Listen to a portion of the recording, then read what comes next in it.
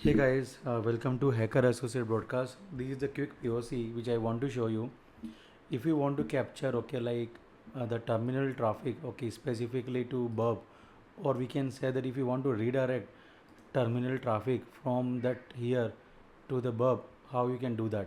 So first, what you can do is you can simple specify export HTTP proxy, give the Burp IP, it means 8080, basically proxy IP.